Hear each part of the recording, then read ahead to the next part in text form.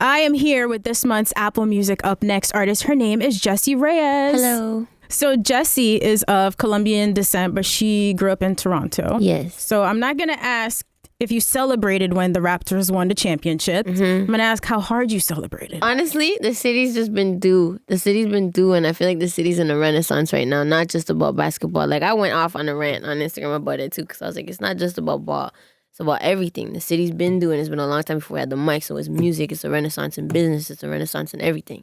And I just love my city. I don't blame you because we're seeing more and more from Toronto. So many talented artists coming out of there, watching you guys collaborate with each other. Like, you even worked with Daniel Daly earlier in your career too, right? Yeah, Daniel Daly's one of my mentors. When I graduated from this program called the Remix Project that changed my life in Toronto. And the school was done at 8, and I would like sneak around and sneak in the studio and stay there.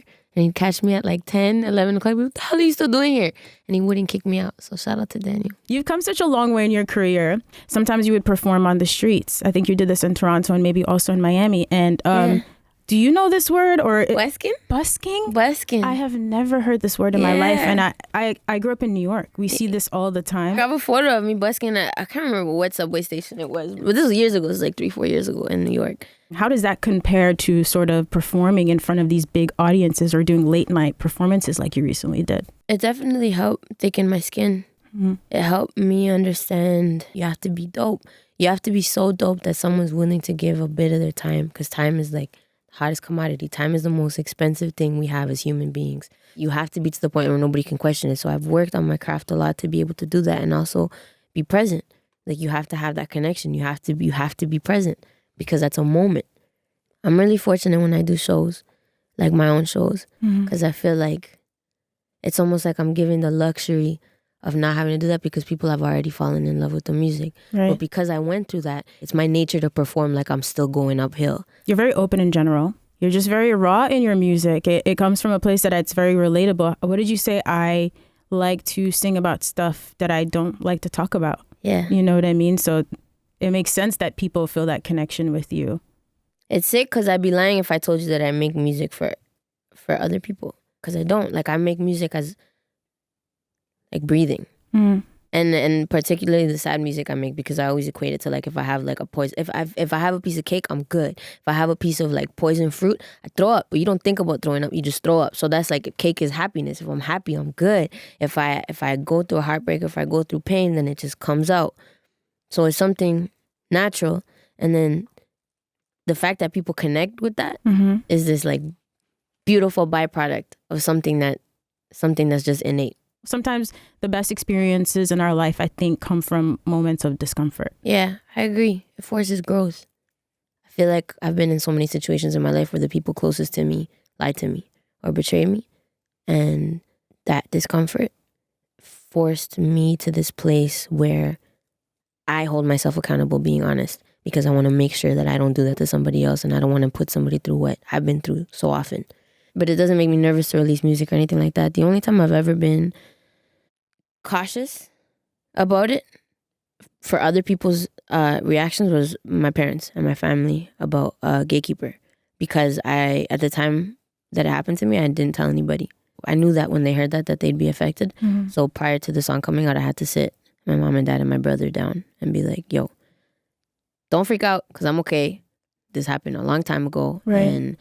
And I had to just preface everything before it came out so that they weren't caught off guard and all that. But aside from that, no, I'm lit. I just let it be. That song rattled a lot of, I would say, women, me personally, in the industry, right? So you're talking a lot about sexism, misogyny, horrible things that women in the industry have to deal with and that you dealt with firsthand as, you know, a pretty young artist coming up in the game. And I can imagine how it was scary for your family having to hear that song. But after you wrote it and you released that song, how did you feel?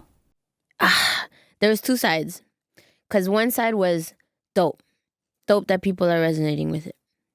And then the other side was seeing every DM that I got in those months. It's intense. Because there's so many women that are like, hey, this happened to me with this person, I haven't been able to talk about it. This happened to me with that person, I haven't been able to talk about it. I can't tell, I literally can't count how many I got. I can't imagine. Because it's not something that's easy to talk about, even with your loved ones, even with your best friends. No, man, it's not. And so that had me messed up. And it had me messed up that there was so many coming out. And it's just insane that it's still to this day like a conversation that needs to be had, but it's crazy that it still happens. It's dope that changes are being made. It's dope that it's becoming more of a conversation, but it's just really sad that we have planes in the sky and we don't have equality in the workplace. Like, that's a joke. It's gonna take a long time to fix, like you said, right? But every step counts. Every step counts. in the right direction. Yeah. You know? Yeah. And we're thankful for people like you who can make songs like that, who could be brave enough to make songs like that. I don't know that everyone else would. Thank you. So you had Kiddo, Being Human in Public. So I'm ready for the album, right? But before I start to press you about the album, I want to ask you about one more song, Saint Nobody, which is probably my favorite song. Crazy, thank you. It's a wild song. What kind of zone were you in when you wrote that? You know, everyone says, like, don't switch up in this industry. Like, be careful. Like, don't change up. Don't change up. Like, they say that for a reason. And I didn't really anticipate the reason until I started feeling different things. And there's friends that I hadn't talked to in like 5, 6, 7, 8 years that I tried to get a hold of a long time ago. And I couldn't get a call back. And then all of a sudden, my phone's blowing up. So that has an effect. That has an effect on you. There's people that I beg to listen to my music that are saying that they're day ones. That has an effect on you. And then on top of that, I've only achieved 2, 3, 4% of the goal, the blueprint that I have like panned out for myself, and I'm already feeling this. So that has me tripped out. And then on top of that, my family came from Colombia. My dad came from nothing. My mom came from nothing, and they busted ass my whole life for me to be all right. I can't waste this opportunity. You can't let it get messed up because of other people projecting their negativity on you. You're still hungry. You got to do this, and nobody's going to tell you different. So you're just going to give it balls to the wall. You're going to sacrifice everything because you need to make sure that you succeed. And those days that you face depression and those days that you're on the ledge, that you feel like you just want it to be done because everything is overwhelming, you can't. You can't because it's on you. So you need to do this. So it's almost like, I don't know, I guess it was a pep talk in the mirror and a pep talk saying, your human is fine. Just make sure your hero's all right too. You know? Wow. Whenever I need a pep talk, I can just play that song for myself. You know, I don't need to even call in someone to talk to me. It's an incredible song. Thank you. So, you have these 2 great EPs out. You've collaborated with people you've written. You've been touring a lot. You've seen a lot of the industry. You've had a lot of experience. Do you feel like now you're ready for an album? I do. Attention spans are getting shorter by like the year, right? There's only a few artists that can command that sort of respect to be like, there's a project and people will sit down and people will listen to the full length project. To bring it back to what I was saying about earlier, like time is the most expensive thing we have. For someone to do that, it's because they trust you. It's because they trust that you're going to contribute something to their lives, something to the time that they're sacrificing, and there's going to be an exchange. So I feel like I poured everything into these last 2 EPs. I polished, I sacrificed, I cried, I lived everything. And I'm really happy and fortunate that they've connected. And I feel like I had to do that to make sure that I'm proving myself that I know I deserve the respect of, I deserve that exchange of, I deserve that moment, that connection of a full length. Last thing before you go. How long is Toronto going to be celebrating this win? Are you guys done yet, or forever? Shout out the Raptors. Believe in Masai. What? Hell yeah, baby. We got the Raptors. Hold on a minute. Oh. All right, there you go. Jessie Reyez, Apple Music's up next artist for this month. Thank you for playing. Bye.